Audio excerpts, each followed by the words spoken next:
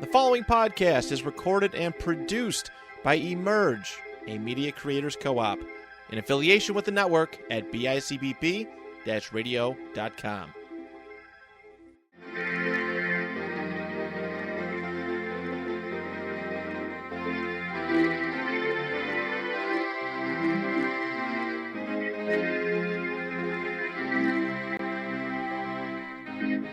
Welcome to the Double Fist Punch Podcast, the only podcast where we show you how to fight inefficiently. I think it's efficient. I'm standing by this. It's the best type of physical fighting out there. Yeah, you're right. You can keep your Taekwondo and your MMA and all that, but all right, we're back. What do we got this week? Well, I don't. It's fine. It's over there. It's behind the thing there. Sorry. We are back, and we've watched a few movies episodes today, and well, we didn't watch them today, but right. The first is Tomorrow Is Yesterday, and that is right. I got our DVD VHS case here with our box art.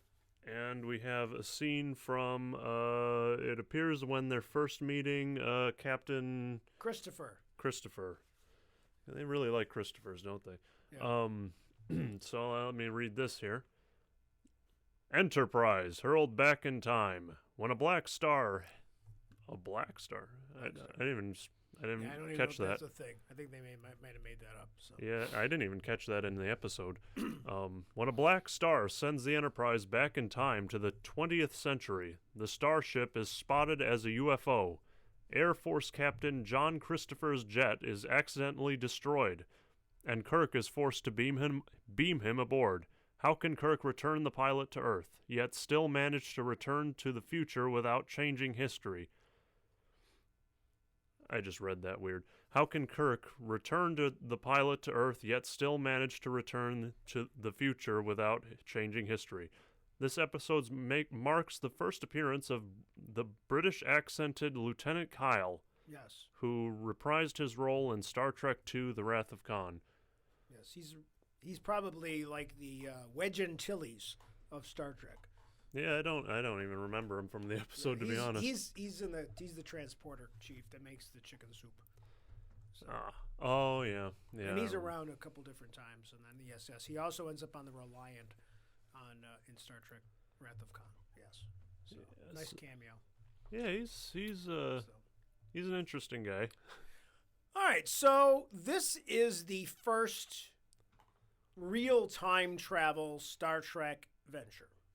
And it's problematic. There's some problems with it. Yeah. They hadn't figured out quite how Star Trek was going to do time travel yet. This is their first real time travel episode. I mean, to be fair, it's like it's consistent with what they'd established earlier, where they get the slingshot around the sun. Yeah, or how they got there in the first place. Like the first time they traveled back in time, they got stuck in the gravity of a planet and trying to escape from that sent them back in time. So they understand the theory. Star Trek has established the theory that gravity well or intense gravity at warp speed will essentially that time disbursement, whatever, will push you into a time loop. Even though you're traveling at warps 8, let's say, you're really not moving at warp 8 through normal space. No. It looks like you're moving slower, but you're traveling through time, even though your chronometer says you're moving whatever, but you're actually traveling warp space at warp speed. But you should be outside of the solar system in that time frame, but you're not, because you're in a time bubble, so to speak. Yeah, they're definitely traveling like for what it is, they're traveling fairly slow. Yes. Like, you know, like they passed Pluto by the time that they were beaming the one Air Force guy back. So like that's, you know, that would take a long time to get anywhere. I read this once in one of the books many years ago, and I don't know if it's canon, what's canon. But the idea is that when you slingshot around the sun and you enter that time warp, you're traveling in a straight line, like you're traveling through time chronologically. And as you travel, even though you're traveling at warp 8 or 10 or whatever, you're off the scale, so to speak, but you're not really moving because, again, when you're in Star Trek, because of like the theory of relativity or whatever it is, like the Einstein thing, they're really moving through space-time, through the space-time continuum in a warp bubble. So they don't have to really be moving at real space. Like warp 8, they should be already like on their way to Alpha Centauri. But the way it works, that's the way they described it in the book. And that, I think that's just a retcon to explain why, like, they're moving. They're not moving that quick. Yeah. Speaking of retcons, the what was it? United Earth Space Probe Agency, Yes, right? yeah, something like The that. Right. the U.S. Right. You what is it called? UESPA or something Yeah, like right, that. right. Yeah, it's definitely there's so somehow they end up getting thrown back, not on purpose, like other episodes where they come back on purpose. You know, like the one with Gary Seven, and obviously in Star Trek 4, and other times that they travel through space.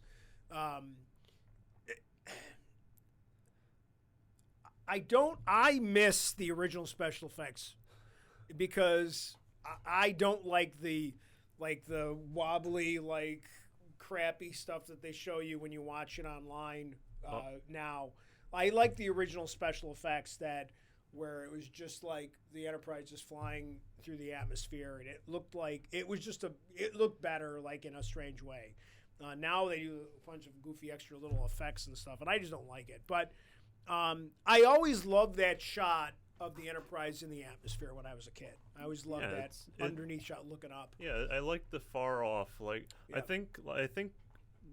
I think the wobbling around would look better if it was like closer up. Like Sure. I think the distance is kind of the problem Right. that made that look kind of weird. Right. Because that's what they would do in TNG or something. Like if they entered atmosphere and they were just kind of like, Right. they'd really punch in on the ship. Right. But I also don't understand how the Enterprise would fly in an atmosphere. I assume they have some kind of a like. I mean, I know they were just top of the atmosphere. I know they have thrusters and stuff for maneuvering and stuff, but I don't know. I guess we could get into the weeds on that. I guess so. They the Air Force sends up the ship. Mhm. Some stock. They send up the stock Yeah, footage. send up the stock footage. Send up the stock plane. footage right away. The cockpit doesn't look bad. It's only one angle, but it looks okay. Like a lot of times in these things, the cockpits look bad, but this cockpit doesn't look awful. Probably got an actual plane because Yeah, like a fuselage or whatever the canopy is called or something. It wouldn't surprise me if they just got a plane. Like this was the they went back in time to when they were filming the show, so they could just go like, let's just grab a go plane. Sit at NASA or where are they? What's Andrews Air Force Base in California? So maybe they did. Yeah, those oh my God. In 1969, they did not know how to dress Air Force people. Those were goofy uniforms they used to wear. Yeah, the goofy whatever collar thing that the security guard wears. So the ship, the plane's closing in, and they can't. The atmosphere is the Enterprise is not kind of fully recovered from its trauma.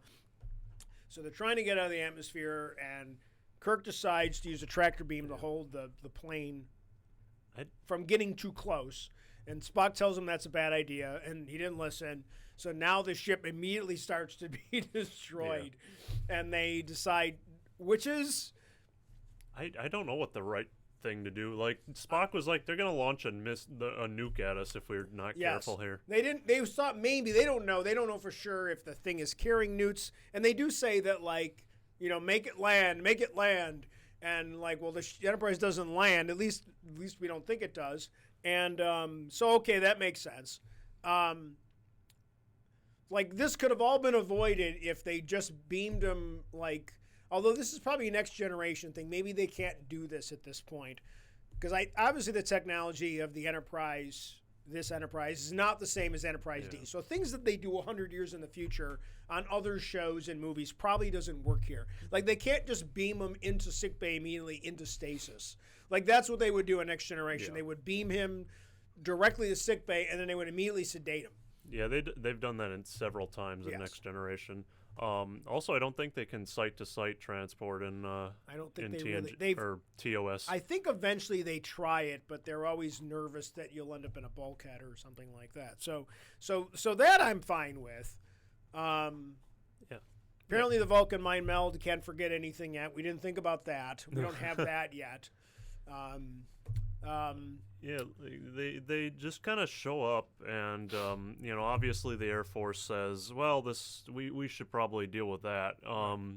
So I appreciate that when they beam the Christopher into the ship, that the transporter kindly fully disconnects his Yes. tubes so that they And don't. that he's no longer sitting. Yeah, they also. Although that's like that's very much a consistent thing with Star Trek Yes. throughout. Nobody's ever sitting in a chair, because that would be funny if Yeah, just- someone just yeah. falls over. That would be fun. But it's funny that he's facing the wrong direction for some odd reason, which is kind of funny too. You've got to get the reveal in. I mean, there's some of it is for plot or just Yeah. creativity. So I don't want to pick on him too much about that stuff. But Yeah, I also you know. like that Spock is just like, maybe Scotty's dead. Yeah, oh yeah, yeah. He's like, if Mr. Scott's still with us. yeah, I do like that he's still with us. I do like that kind of the engineering might have blown up or something like that. Yeah, there's a lot of neat stuff. There's some good stuff in this episode. I like the interaction between Kirk and Captain Christopher. I like that Christopher seems like he's a good dude, but he understands his responsibilities that he should be getting back. Like Yeah. he took an oath, just like Kirk takes an oath, that he receives the importance of getting back. He's not antagonistic towards them. He gets their predicament, but he also doesn't care because he's got his own priorities, which is fine. And I think that's well portrayed. Yeah, that was like an interesting look at duty as Right. as it existed at that Yeah. time. Like I've never been in the military, so I don't exactly Right. know how much weight there is behind the oaths and stuff like that, but I think in a way I would see I don't know if I would be able to just be like, yeah, it would I'd destroy the future possibly, but I'm still gonna do my duty. I don't, Well, that's kind of why they just figure the plan is to just essentially take all the evidence and beam them down and then let them just, be a crazy. yeah. But then they realize originally they don't even want to let him go back, which is kind of a whole nother thing, which they don't seem to worry about how that's going to affect the time continuum or whatever space time. And then Spock kind of screws up by not Googling far enough into it.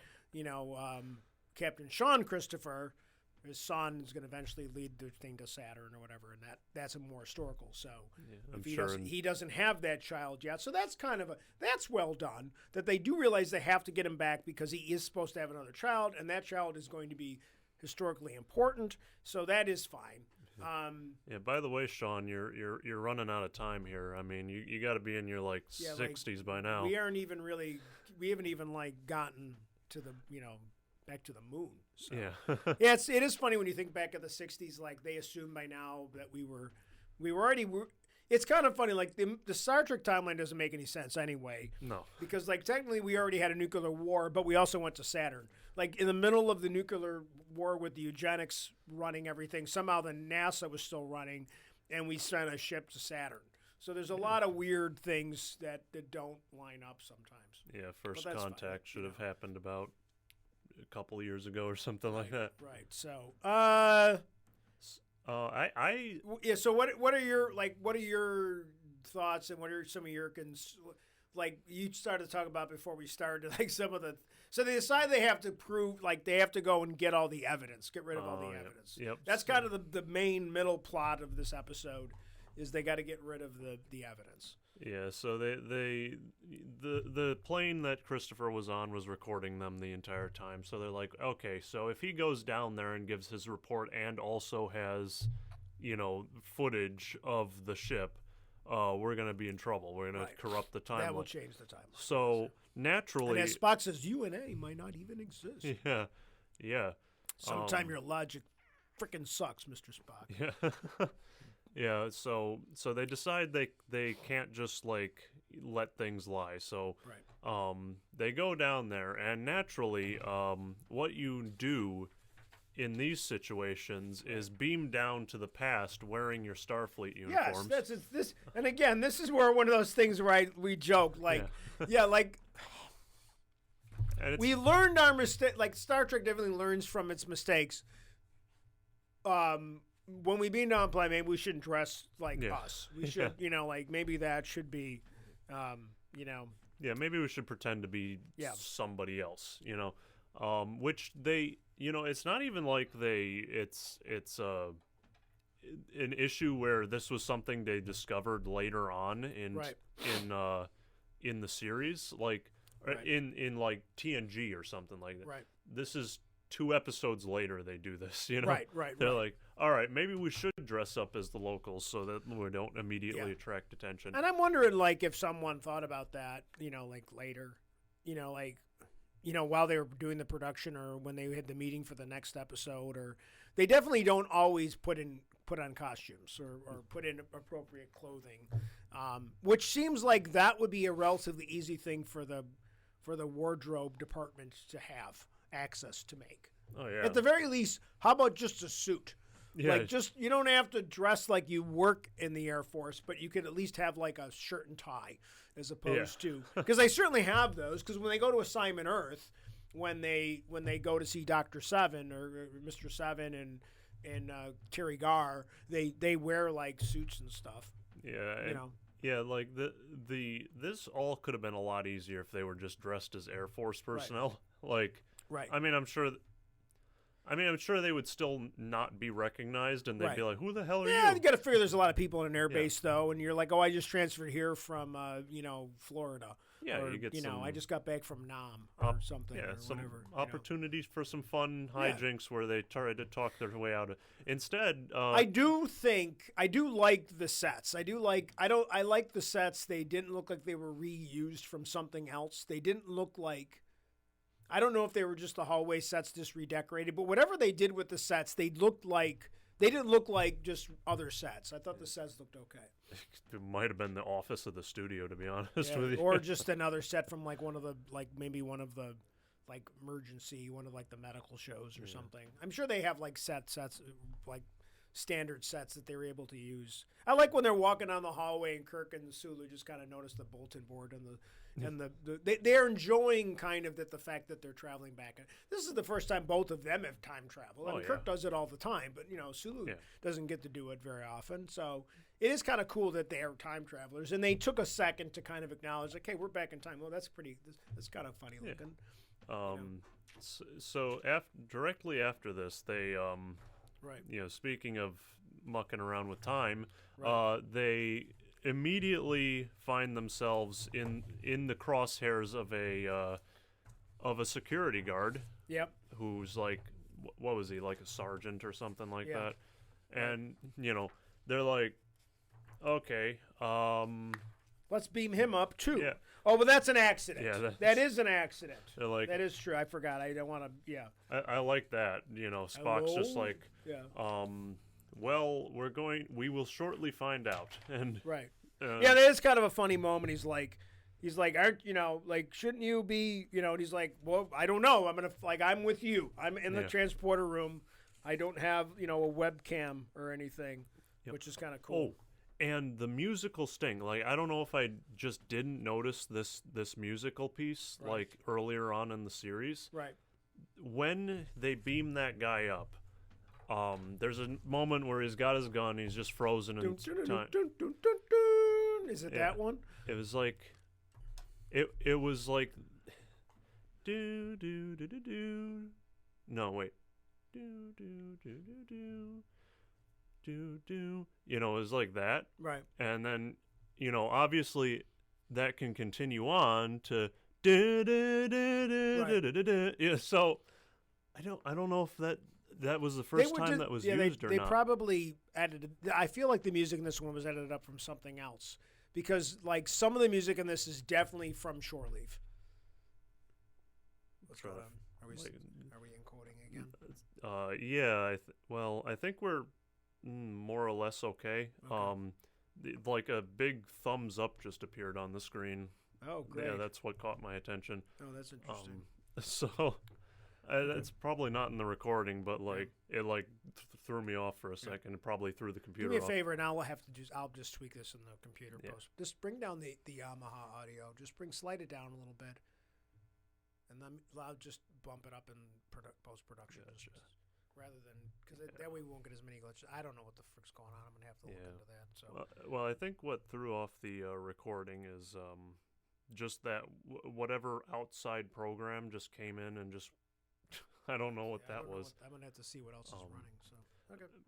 Anyway, back into it. Okay, so they beam up the other guy, and that's Yeah. kind of silly. He's just like sitting there, Yeah. like, Yeah, and we have and we get funny moments. yeah, like You know, I'm just like really interested about that like that TNG right, musical sting like right. has that happened like before in the series? Like I can't remember that. I don't know. I I'm feel gonna like have to go back and listen because I'm not sure I recognize it. I felt like most of the music that we were hearing was from Shore Leave yeah. because of the silly fun music like, oh my God, it's the rabbit, do do do do do do do do, Yeah. like that type of stuff. Because I think even Captain Kirk's fight music is the same music that he fights parts of when he fights Finnegan. Yeah, that's definitely possible. So they beam that guy up with the badass Scott, and I don't know if that's an accurate costume. I hope not. I don't know why you have to look like you're getting you're getting a shave. Like you've got like a white. I don't know. I'm sure that's probably period, like you said, the amazing uniforms of the Air Force in the 1960s. Yeah, God damn, they were just terrible It's like up a until scarf.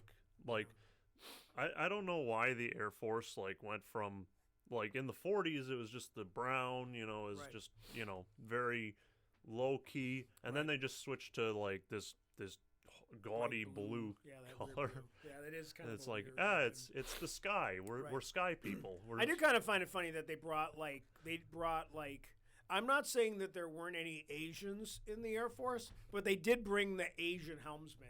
And I realized like they had to give like the actor some extra work. That's fine. But it's weird that they didn't bring just like, Mr. Kyle. Although he had an English accent or whatever he's supposed to have, like whatever his accent is. It's kind of funny that like they brought like someone that would probably stand out in the 1960s at an airbase.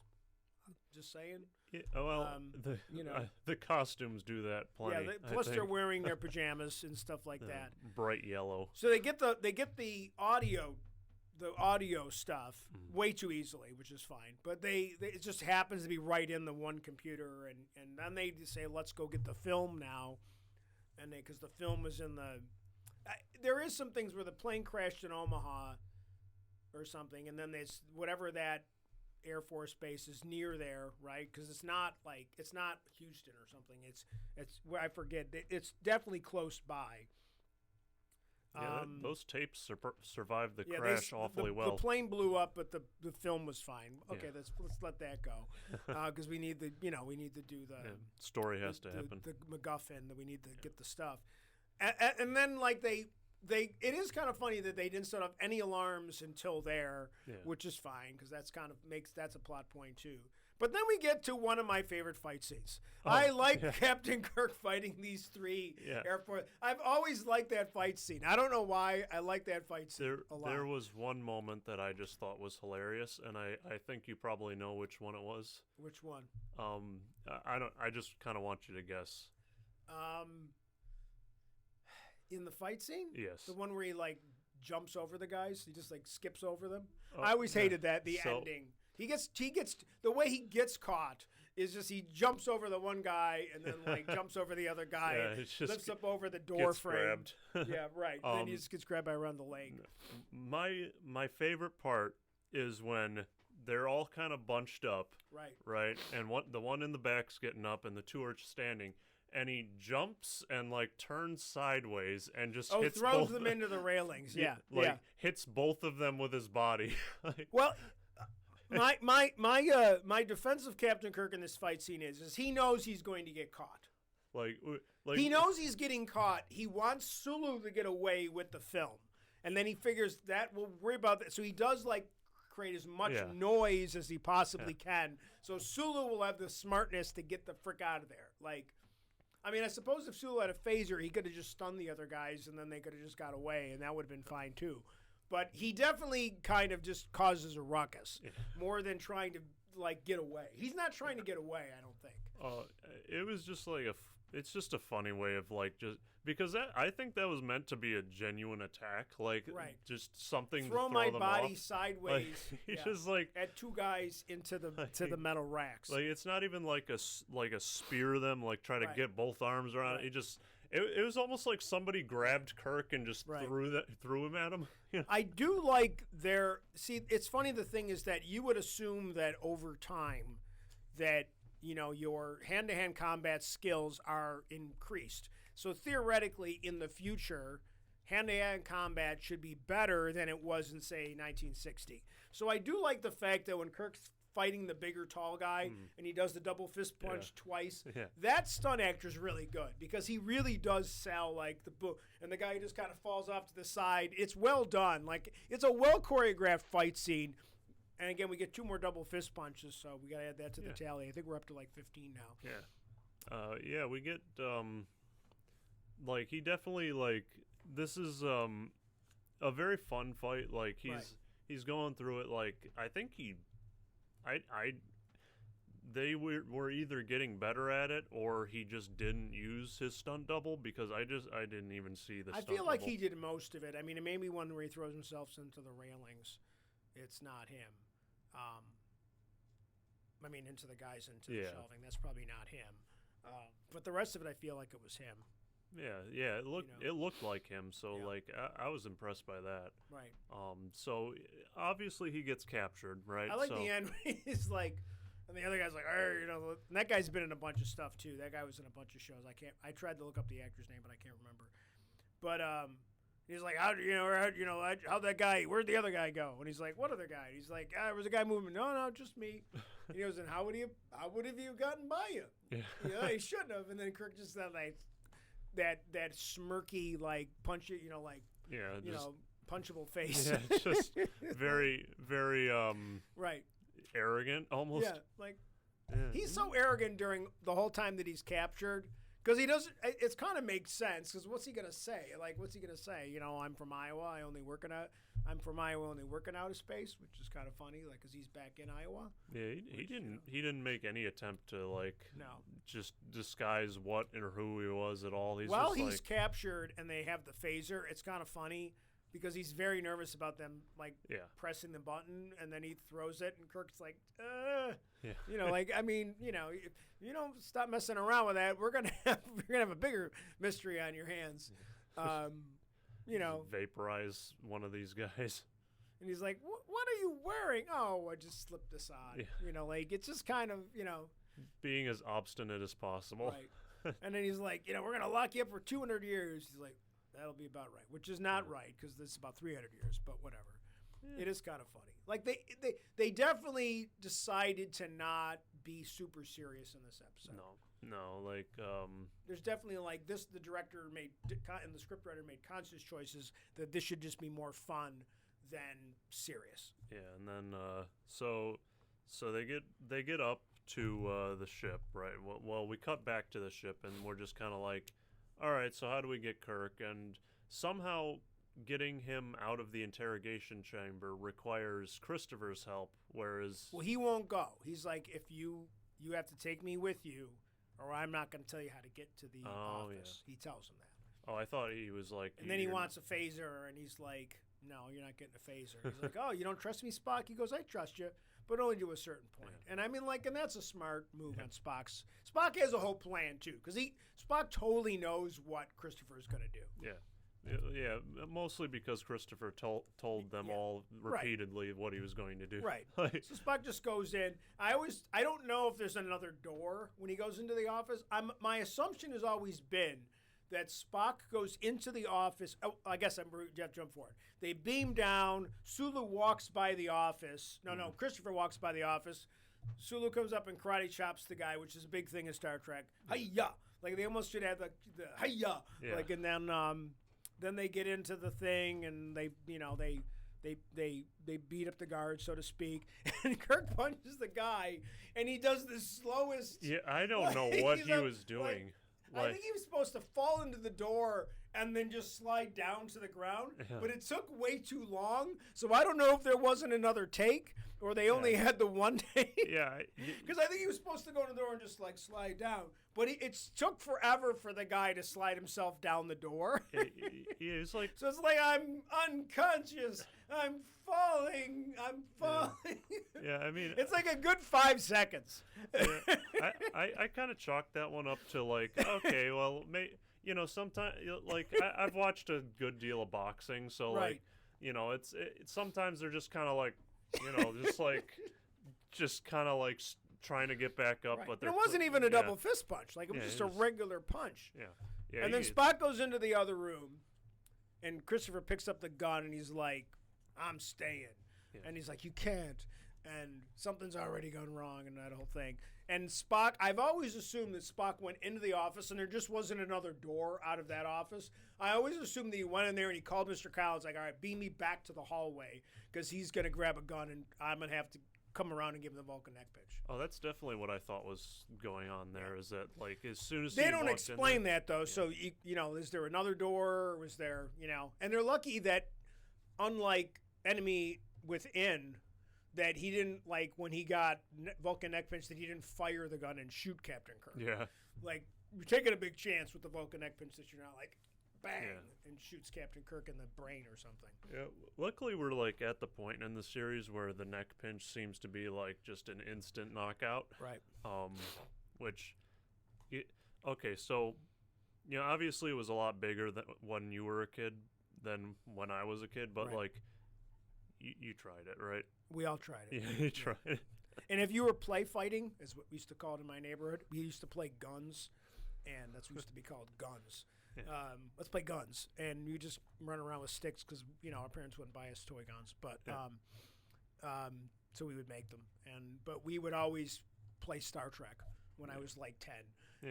And if someone got to be Mr. Spock, you could do the Vulcan neck bench. So when we would play, which is and the rules were, if you were Mr. Spock when we were play fight, and you had to go out. You had to go down, and we had a whole timing system. Like, you had to stay down for 30 seconds. Like, we were like, 1, 2, 3. So we were playing guns or Star Trek, whatever. You would have a 30-second count. It's so fun. When I was growing up, nobody really had the Star Trek More experience. Star Wars. Yeah, it was Star Wars. More Yeah, lightsabers and shit. yeah. like You that. just pick up a stick and just Yeah. swing it at each other, which Yep. I don't think that was necessarily unique to my generation. No, Maybe, my kids had all the Yeah. those plastic lightsabers that they extended out, and they're all, we still have them, ironically, most of them, and they're like, you can see the plastic is all bent and shit from all the wear and tear. Yeah, they were definitely not designed to actually hit anything. They worked pretty well, so that's probably similar on the computer. So Yeah, the ones we had, all of the ones that I ever got, I got at like a New York, like a parade or something. Oh, like, yeah, there'd yeah, be like the guys ones that were the guys just like, they're not real Star Wars. They're just kind of like that. They're flashlights with a thing. Yes. Yeah. They're lightsabers, but they're not sanctioned or approved. the traveling mud people, Right. basically. We had a ton of them because I had two sons, I have two sons, so we had a ton of them back on they had different ones too. I mean, they had, it's a purple one, and then when Mace Windu was around, and some of them lit up, some of them were just, you just go like this and they would just come out. So, but so they're back on the Enterprise, and they realize they have this theory, which is the same theory, which is what happened to them in it was the Naked episode. the Naked Time. So they're gonna use that same, and what brought them there, this concept of slingshot around the sun. There's so many. This is where it falls apart for me. Yeah, they're like kind of like if we travel towards the star, we're gonna go back in further time. in time, Yeah. and then as we come around the star, with the same angular momentum, but Right. now since we're escaping from, you know what? Actually, I do kind of like it because as they're going toward a gravity well, they're going back in time, which is the opposite of what happened before. But still, either way, they're going, Yes. towards the star, back in time, away from the star, forward in time.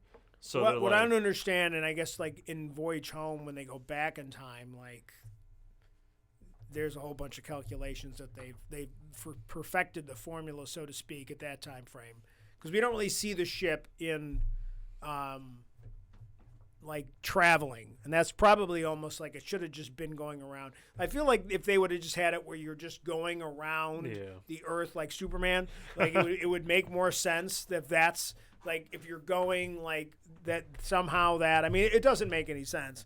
What the bigger problem for me is they're going to travel back in time before they put the thing on the ship, and before they accidentally let the guy beamed up to the Enterprise, and then beam them back. But then they say to him, well, you won't remember anything because there won't be anything for you to remember. But yeah, it's kind of confusing. No, because they just by beaming them back to the plane at the moment that they beamed out, why would they forget everything that happened to them on the Enterprise? So I'm gonna quote a right? What was it that in Deep Space Nine temporal mechanics are horrible? What was it? Yeah, like temporal. Yeah, like I think you're right. Like I hate temporal mechanics. I hate temporal mechanics. Doesn't make any sense. Somebody should just shut up. Yeah. Just like I see what you're saying. Okay, because right, you beam Captain Christopher back into the cockpit. Yeah, and he's at the moment that he got beamed out. Which should still be the same moment. First of all, I feel like you're beaming a guy into himself. Yeah. Right? Like the timing of this, and it wasn't like computerized. Spock's like, now. Like, that's not accurate. Like, that's not, like, precise. Now. Yeah. He literally says, now. And they're like, okay, beam. Like, somehow Spock in his mind knew how long it would take, Mr. Kyle, Kirk to relate to Kyle, like it should have been like Spock is controlling the computer, like the transporter from his station. It should have been something like, but again, if you get it wrong, aren't you just beaming a guy into himself and they just both died? Yeah, I mean, you're beaming a future version of the guy into himself. Yeah, I mean, theoretically, you should be like beaming him where he was, and then beaming as the past version or future version of him, or past version of him is getting beamed onto the ship. Right. You're beaming him on. So if Captain Christopher beams out and then you beam him back, great. Yeah. I'm fine with that because at some point the cockpit's empty. So you beam him into an empty cockpit. Great. But he still remembers everything that happened to him in the Enterprise because he was on the ship during the time warp. Yeah. So he did remember all that. And the guy that eats chicken soup in the transporter room, why did he forget? Honestly, what they should have done was just temporal mechanics. Shut up. Yeah. That's just how temporal mechanics work. Yeah. They should have had Spock be like, "Yeah, I've calculated that if we do all this stuff, they'll still remember. They'll forget everything." And then Kirk's just like, "How does that work?" And Spock's just like, "Shut up." Just use the Force and say you don't remember. Like what? I think it would have made more sense if Spock gives them a Vulcan mind meld so they don't remember. Or they just leave them on the ship and then they just do the temporal thing anyway, or while they're going by, they shoot a torpedo at the past version of themselves. They have to murder their own version of themselves and then kill these versions. No, because clearly those guys get beamed out. So that hasn't changed. That is a fixed point, as we would say in Doctor Who, which I know you don't like. But there's a fixed point where those guys got beamed off their ships and out of the hallway. So then you got to beam them back in, but they still remember. They experienced it. So you need to wipe their memories. It makes less sense the more you think about it. Yes, that's why I'm saying that's why I give them a little bit of a pass, only because this is the first time travel episode of Star Trek. Yeah, the first time they time travel and do something, right? So And then it's all fine. yeah, they're just like, yeah, we fixed it somehow. Like I would have preferred it if they're just like they just left the dudes on the ship, and they did the time travel shenanigans, and then the dudes just kind of pulled a Back to the Future and just phased out of reality, right? Sure, that would have been better. Yeah, like they weren't there anymore. Yeah. Yeah, because it seems like that would make more sense. Yeah. And even the fact that in the timeline, the Enterprise was in the atmosphere. Yeah. Like, I don't feel like the Enterprise is still there. Like, yes, it left, but they are going back in time, and the Enterprise was still there because they're going back to a time that they were already existing. Yeah, they're apparently What they did doesn't work. It doesn't work what they did. I've got it. They didn't know that they did it, but they had the Voyager's chronoton shielding and are immune from time travel for some reason. Yeah, there's a lot of problems with the time travel solution. I don't think it works. Yeah. I think it's the same problem. The Enterprise the guy still sees the Enterprise. It's just they got to do it again. They got to do the whole thing again. This time they dress in appropriate costume, but it still doesn't solve the problem that everything that happened. Yeah. What? So you really have to like mind meld the two guys so they don't remember anything, and then you have to but the Enterprise is still in the atmosphere, so there's still these problems, and the guy should still be turning on his cameras on his wings. Like it doesn't work. Yeah. What actually happened was who was it? David? What? Who's time travel dude from Enterprise? Oh. Yeah. I know what you're talking about. He sensed a disturbance in the Daniels. Daniels Crewman sensed Daniels. Crewman Daniels sensed a disturbance in the Force, or however he manages to detect timeline incursions. He's like, what the heck just happened? Let me just fix this real quick. Right. So that's what happened. So that's see, Doctor Who would have it was always time travel based. So I'm sure that in the beginning of that show in the 60s, they got better at fixing the time travel paradoxes. Because to me, this is one of those typical Star Trek time travel paradoxes from Emmy Sci-Fi that I still feel like the solution doesn't work. Yeah. But whatever. They got back. Yeah, they got back. And they're still there. The Starfleet's still there. The United Yeah. Federation of Planets, whatever they called it, Earth Space Fleet. Yeah, somehow this just doesn't affect anything. So I got into a fight with somebody on social media about this, about something that came from this episode, like just about a month ago. So he was very upset, this person, who I don't know, because that's what's grabbed on social media, is that the number of starships, because when he's in the turbo lift with Captain Christopher says to him, "Oh, it must take a lot to build a ship like this." He's like, "Yes, there's only 12 like it in the fleet." Mm-hmm. And then this other person goes into like a thing like this, like the Star Trek Encyclopedia, and he lists like all the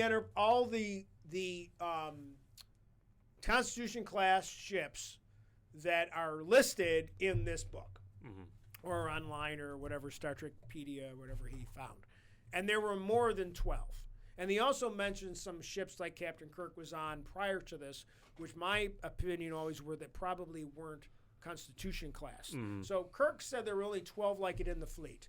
That is a nod to the number of aircraft carriers that were in World War II, most of which are named after the aircraft carriers from World War II, Yorktown and all those types of things. But the thing is, this person was complaining. I'm like, well, you're assuming that they never built any more?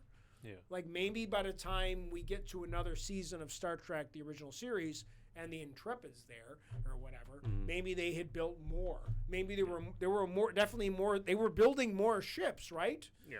So I got into this fight with person. He didn't want to accept that. I said, so you're saying that they only ever had 12 Constitution class Enterprises, even though Captain Kirk ends up commanding the Enterprise A, which is just another Constitution class, right?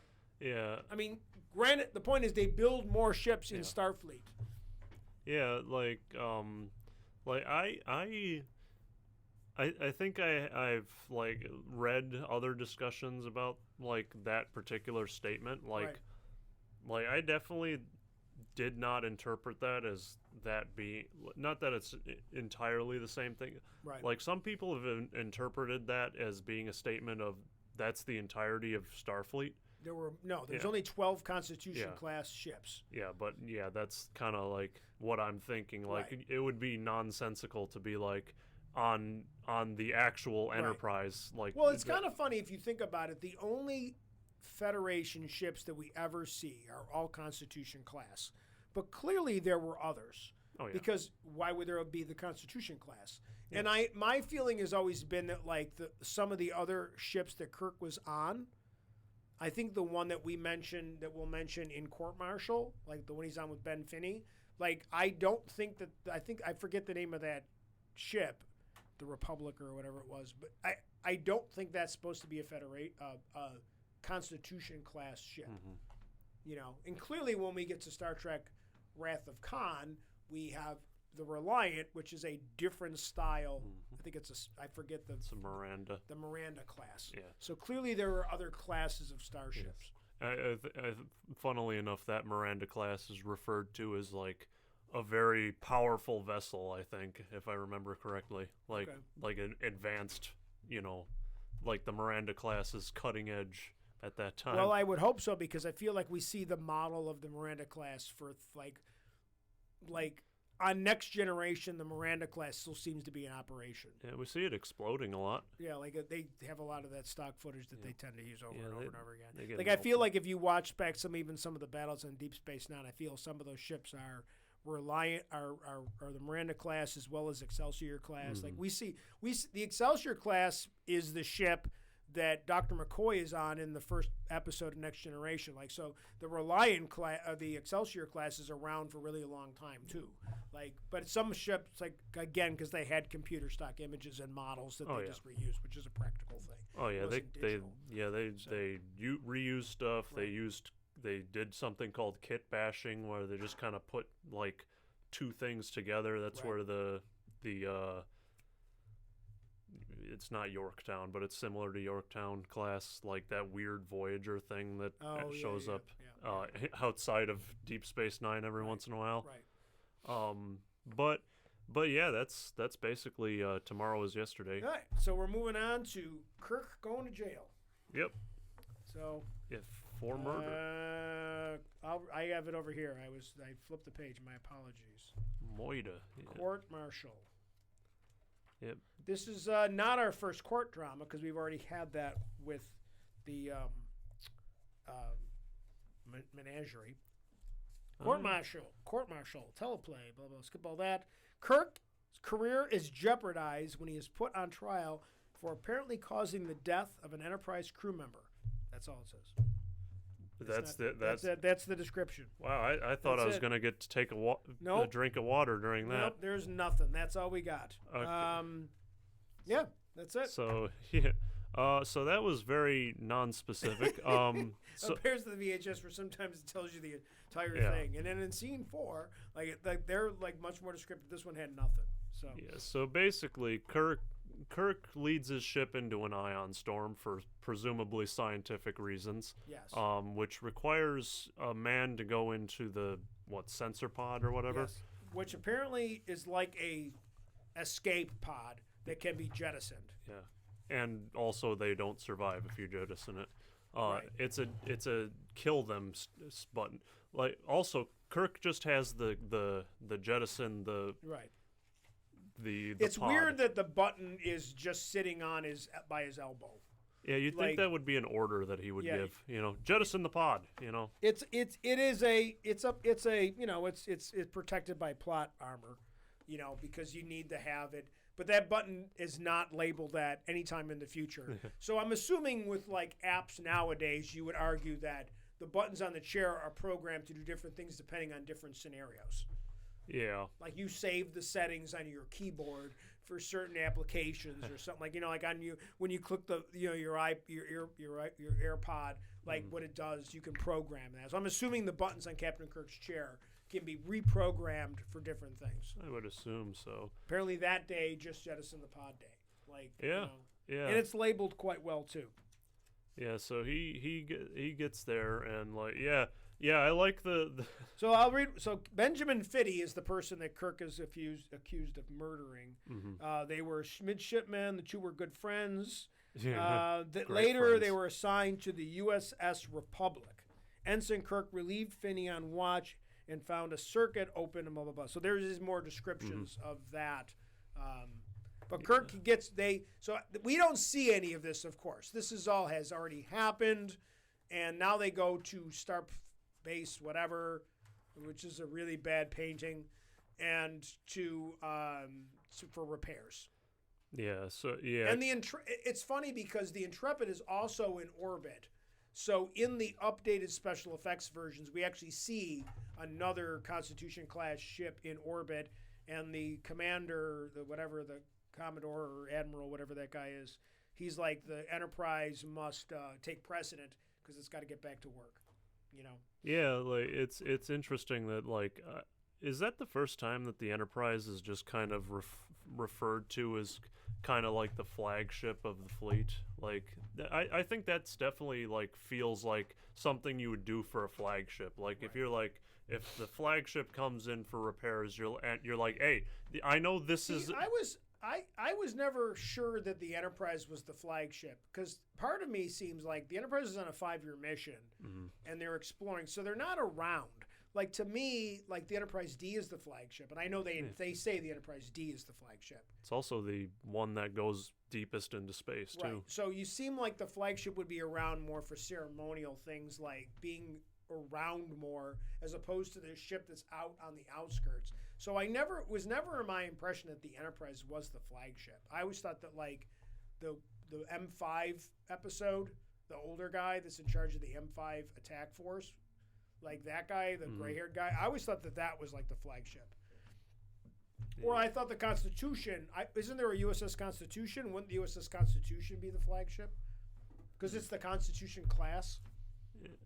It was never my impression that the Enterprise was the flagship of the fleet. I thought the Constitution was, but I could be wrong. Yeah, I mean the thing is like it's hard to relate it to like real world naval technology terminology because like usually like a flagship is like the head of a greater like task force, you know, like the 7th Fleet has a flagship and like the 4th or whatever like that, you know. So there are multiple flagships, right? Oh, okay, that makes sense.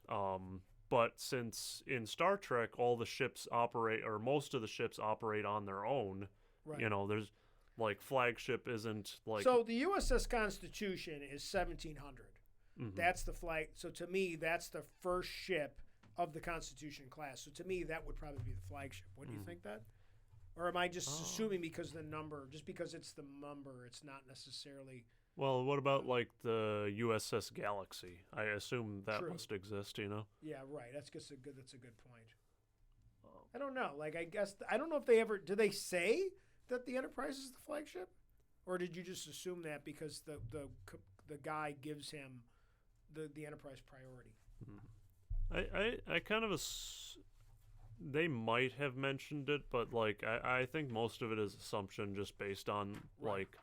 Just the way that like it's, you know, you're probably right. Like because like Kirk isn't given like any special treatment.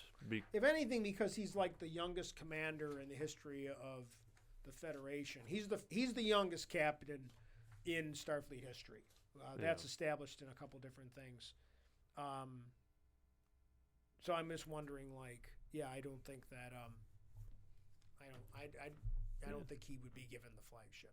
Yeah. I always felt like the guy from the M5 unit was or even like maybe even at one point, you would imagine a Commodore Decker ship, the U.S. Constellation, would have been more of a flagship with a Commodore in charge as opposed to just a captain. Yeah. Especially a brand new captain. Yeah. Like it makes sense to me that Picard would be the captain of the flagship of the Federation. Yeah. Because it's also doing a lot of diplomatic missions and stuff like that where Kirk's not. Like even like the ships that are going to, in a future episode where all those ships are going for the wedding or that treaty signing, and Kirk doesn't bring the Enterprise because he wants to save Spock's life. He's like, there'll be 3 starships there, all but it's not that vital, and he decides to fight the man. Like, there's no way that would be the flagship. Mm-hmm. Like, that's my opinion, but I could be wrong. Yeah. I mean, Starfleet just has a weird, like, way of referring to its flagships in general. Like, I would think, like, the commanding officer of the Enterprise as the flagship of the fleet would be like an admiral, which it isn't. So like flagship kind of like loses its more historical meaning. Well, we assume in the Starfleet. future that command structures are slightly different. They're Yeah. not just based on the USS Navy. That would be kind of very, like the US Navy would be kind of like, that'd be a very American thing to do. Yeah. That, but because I always wondered why Picard. I always thought if Picard was in charge of the entire fleet that he would be an admiral. But I think they just wanted him to be Captain Picard, Captain Kirk, Captain Sisko, Captain Janeway. They just want captains. They don't want admirals because they do the Admiral Kirk thing, and then it's more of a desk job. Yeah, he's just kind of there. It's funny because like Scott, because we never see Spock become more than a captain, right? He never becomes Admiral Spock. He just later in life, we're assuming when down the road, but in on-screen appearances, he's just Captain Spock or Ambassador Spock because eventually he becomes an ambassador. Yeah. Well, this episode, Kirk basically is accused of murdering that weird wild-eyed guy, Commander Finney, Yeah. who was the records officer of the Enterprise, who Kirk was friends with. They knew each other at the academy. He's older than Kirk. When they were on the USS Republic, which is a Constitution-class ship. I looked that up. Finney screws it up, and Kirk logs a report, and that leads to Finney never getting promoted really very quickly, and he doesn't get a command, and then so he grows to hate Captain Kirk. Yeah, it's secretly the entire time, as it turns out. Like, he's very good at hiding his feelings. Yeah, Kirk thought they were friends. That obviously when he first did that, he didn't think so. But like when they were on the ship together, right? There's no sign when we see the footage, the computer footage, that Kirk had any disdain for Finney. No.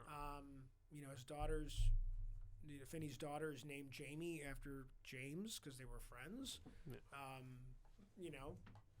Definitely a long con. Like there definitely was that. We're just and he was slowly getting into madness, and then clearly he did not plan this very well because he decides he's in the pod. This is the opportunity. I don't know what his plan was. Like it's not the master plan like on Criminal Minds or something like because he basically his plan was to get Kirk in trouble and then eventually sneak off the Enterprise, and then go into hiding because, what's his plan? Like, at some point, hey, what's your name? Well, my name's Commander Finney. Can I be Captain of the Enterprise? Well, didn't we have a guy arrested for murdering you? So it's not that is his motivations and his long-term plan is never really thought about in the course of this episode. Yeah, I kind of I didn't really chalk it up to like a writing problem. Like I think, especially once you see him, he's clearly completely out of his mind. He's lost his marbles, yes. Like even before his daughter is revealed to be on the ship. So I think this plan was just completely born out of hatred. Putting that aside, I love this episode. Oh yeah, I think this is a top. This episode is very popular. And if you think about it, how many other Starfleet officers eventually go on trial through the history of Star Trek? It's a very popular thing. Worf, it happens on, I think every series, everybody at some point ends up on trial for something. Bashir, there's a bunch of people that are accused of doing things and bringing in the Judd Advocate General, which is a real thing. Obviously, there used to be a TV show called JAG, and the Judd Advocate General. I have a friend that was a lawyer in the JAG of the Navy. I went to high school with, and so it's a cool thing, And Kirk's got this ex-girlfriend that's in the JAG Corps on that station, and I like the fact that this is something that I talked about with my son when I watched this episode. The 4 guys that are the command guys I thought it was very gutsy casting because they're not four white guys. There's one guy that looks like he's English, looks like Monty from like World War II. There's the black guy, the admiral that's in charge of the base.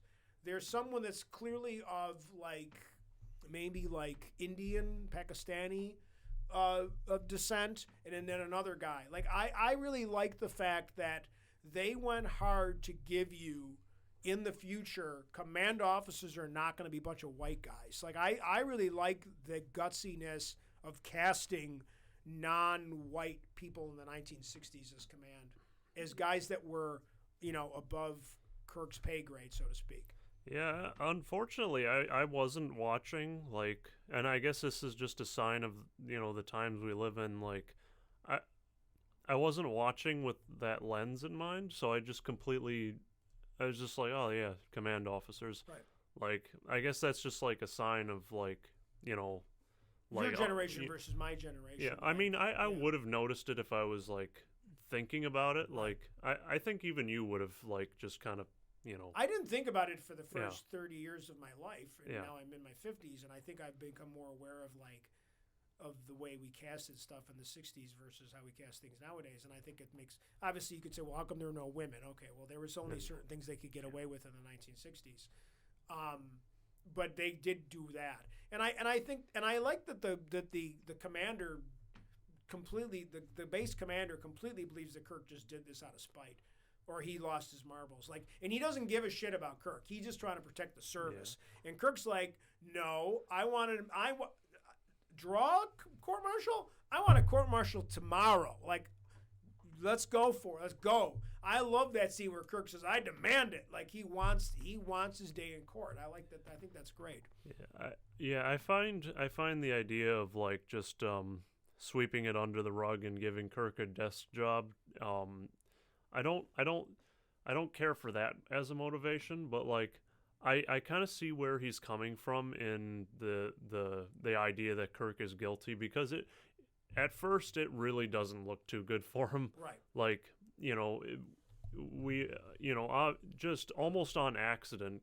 No, wait, it wasn't really accidental, but, like, it really took, like, Spock some time to figure out that the computer had been futzed with. Well, Spock says the computer's wrong from the very beginning, because he beams down with the records. And he's like, and then the guy just takes it. And Spock knows there's something wrong because he can't believe that Kirk would do this. And he even says that when he takes the stand, he's like, but the computer's wrong. He's like, well, can you prove it? He goes, I don't dispute it. It's just wrong. Yeah. I don't believe that Captain Kirk could do it. And it's very organized. Like, it's not like McCoy, we're like, my guy, my boy would never do that. Where Spock's like, no, it's not within his character to do that. Like, his logic tells him that the computer's got to be wrong. Yeah. Like, he hasn't been able to prove it, and then eventually that's why I do like how Spock does realize there's something wrong with the computer. I think that's a cool plot point.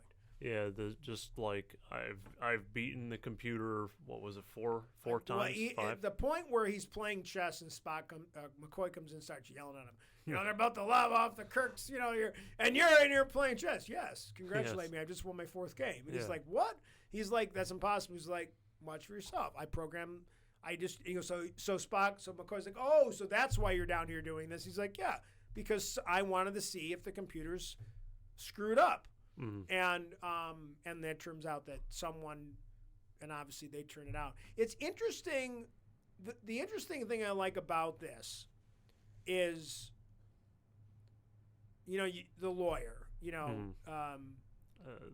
Cogley, like attorney at law, like he's an old school guy. That guy's a tremendous actor. Mm-hmm. He's in The Maltese Falcon, which is one of my favorite movies of all time. That guy's they got a really good established seasoned actor to play this guy that doesn't trust technology.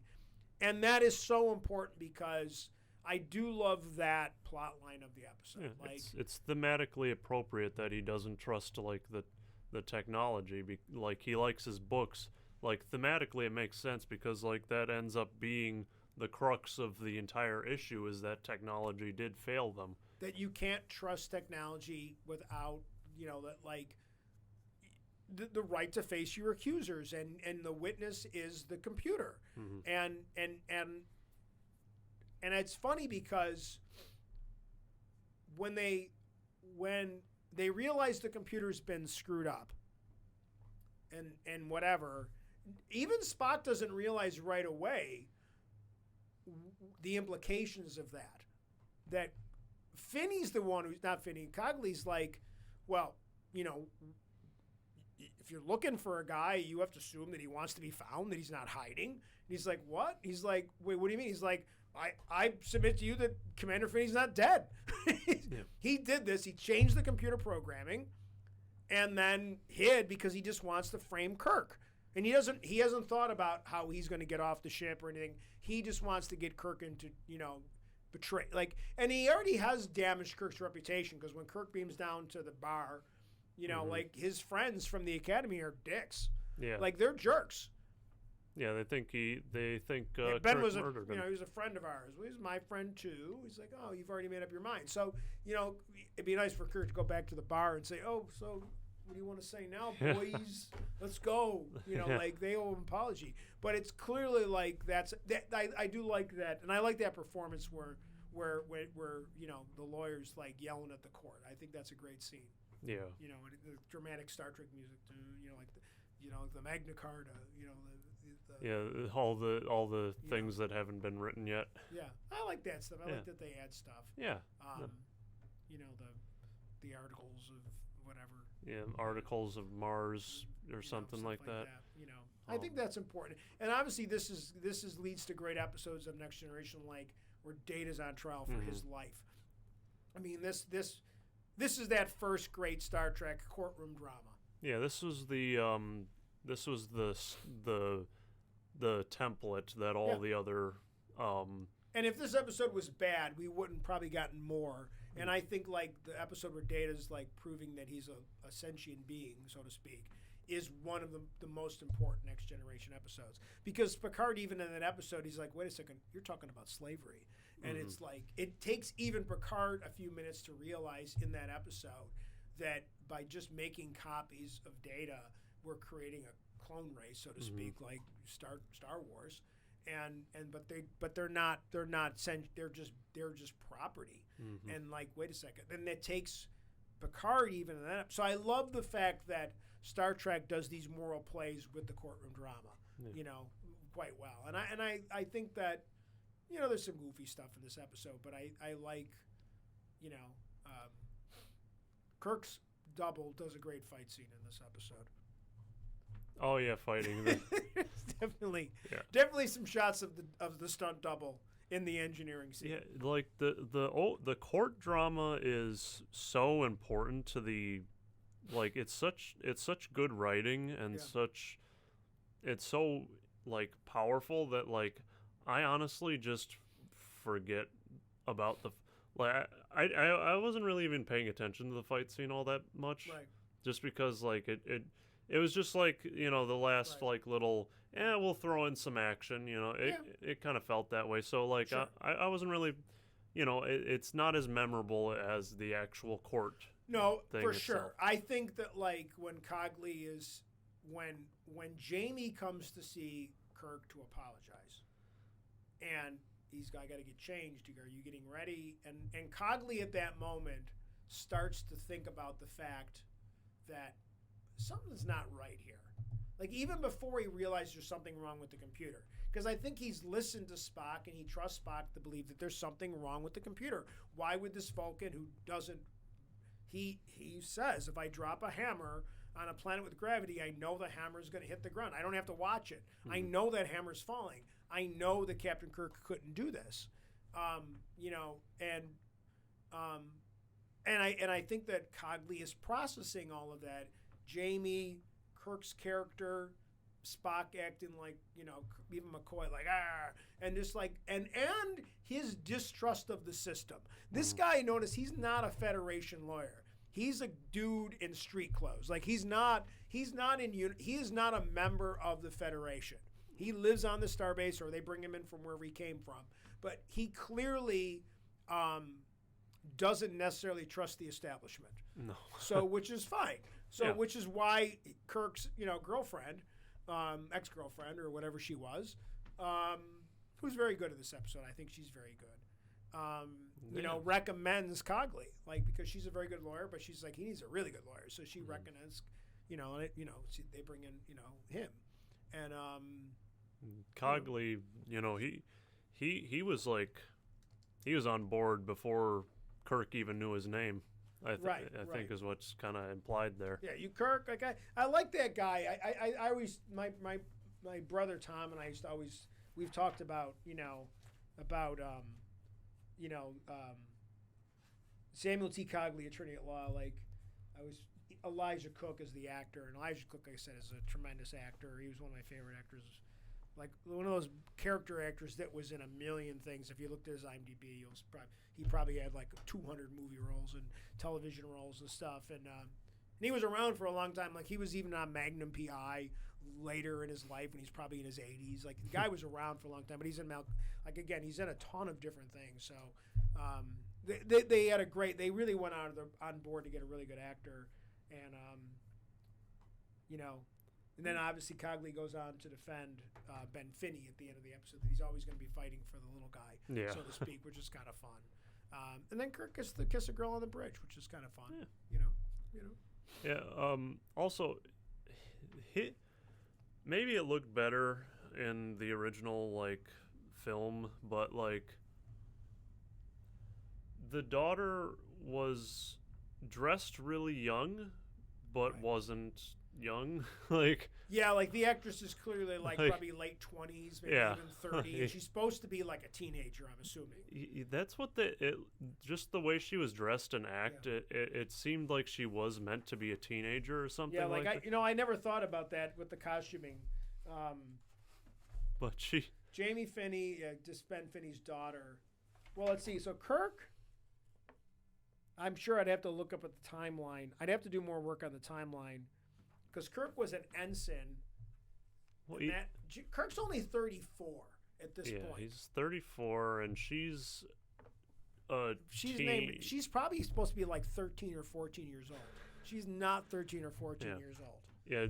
Yeah, she was definitely cast as a short actress. Yes. I never thought of that she's too old to be. They dressed her very young. Yes. Although if she was the age that she appeared to be, and Kirk's 34, and let's be generous and say she's Kirk was 20. in the academy when she was 6. When he was 6. Yeah.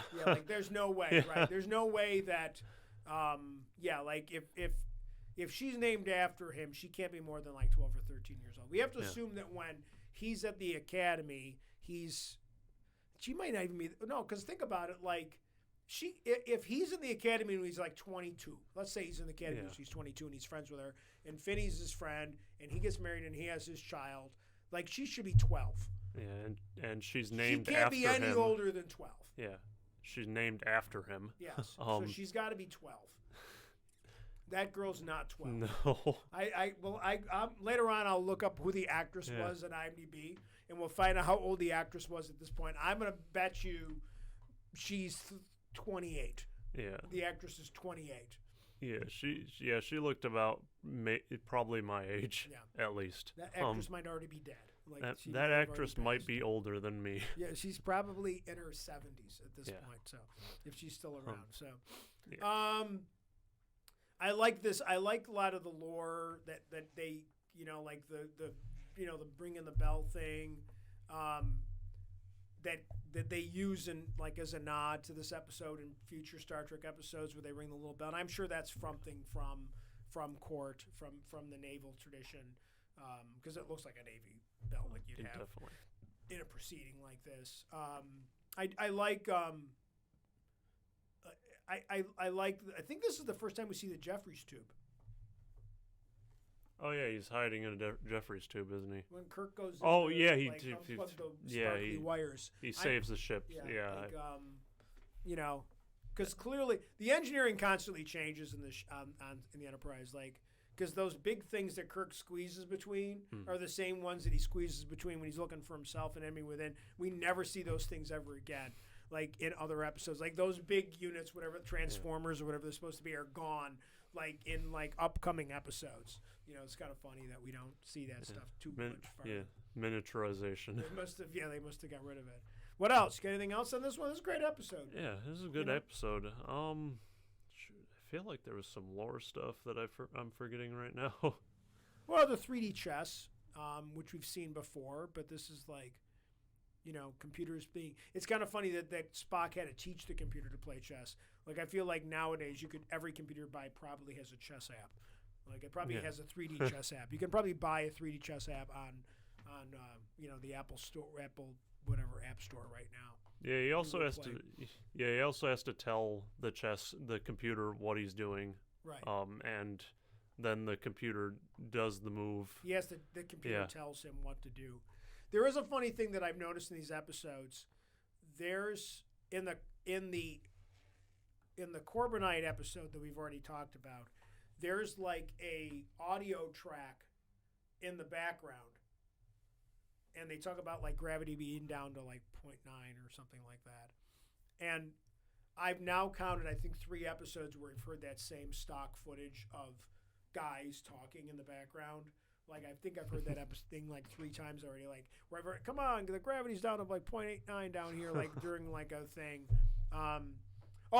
The one thing I don't like in this episode is the stupid microphone. Like a nice. Yeah, that's just a microphone. McCoy's gonna go into, before I eliminate your heartbeat, let's sing a song about space. Yeah, they did not try I'm just a gigolo. Like, he just breaks into song. You know, like it's just a microphone. Yeah, it's just a silver like microphone that you would have in a nightclub in 1965. It didn't do anything like with they it. They put a piece of red tape around it. I think that maybe now it's from the future. Yeah. You know, like they do that a couple times. You know, on Star Trek. I don't just pull the like end of the microphone off. So Turn it's it just up. How about just hold it upside down? Yeah. Well, it is. I've never seen those links on those websites. Like, I'll see this on social media, like things that were just reused. Like I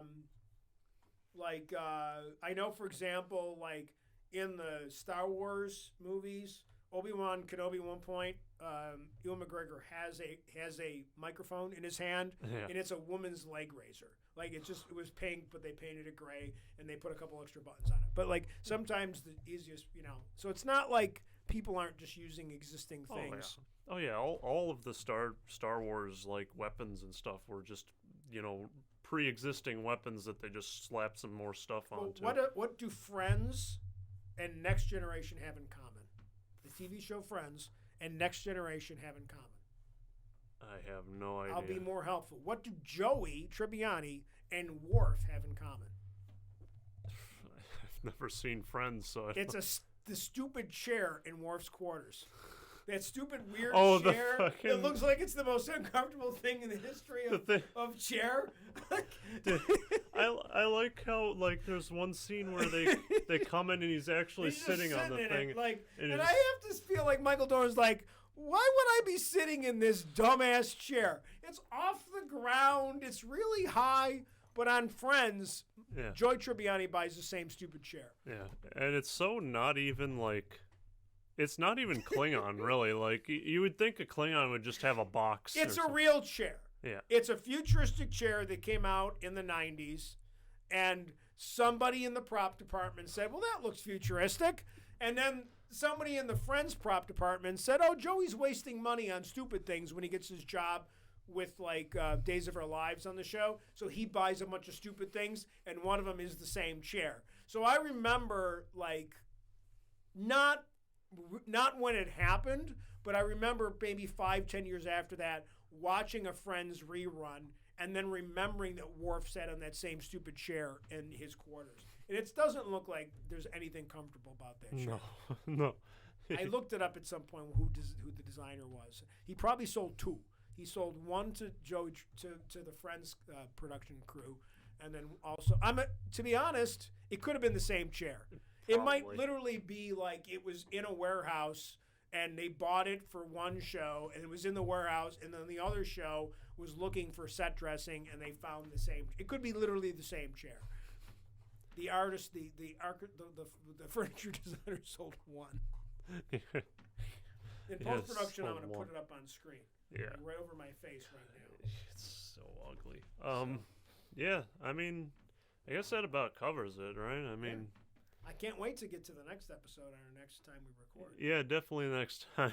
The Return of the Archons Yes, Return of the Archons. Festival. Yeah, it's a good episode. Like, It's a better episode than I remembered it to be. yeah. I mean, they I think we get caught up on the festival part, Yeah. even though it's not even Purge. really. The Purge. Yeah, the Purge. We get caught up on the Purge, which, you know. And the bad acting by the guy in the town. Yeah. Your daddy can put him up, can he? Yeah. I don't understand why the town looks like Mary Mayville or whatever, Mayberry, whatever. Like that stupid backstreet. Like, I understand there's only so many little sets these, but it's like, why does it look like? Whatever. That's But the. we'll get to that yep, next time. Yep. So.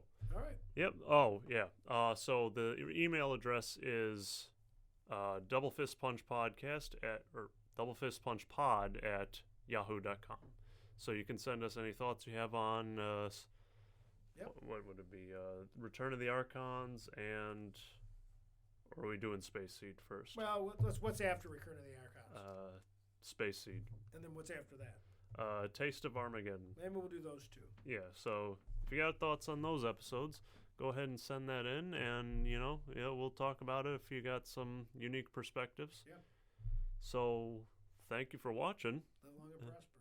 Yeah, live long and prosper, and remember, if you form your hands into a hammer You can go as such, this way. yes, you can do this. I guess you could go this way, but we don't really see that very often, do we? We see it in Deep Space Nine. Kira's a big fan of it. She goes up Yeah. to the chin. Joosh. I feel like that would work on your chin.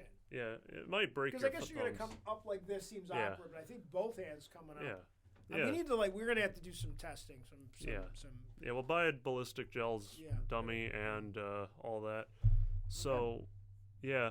Thanks for watching. I'm floundering on Thanks for watching.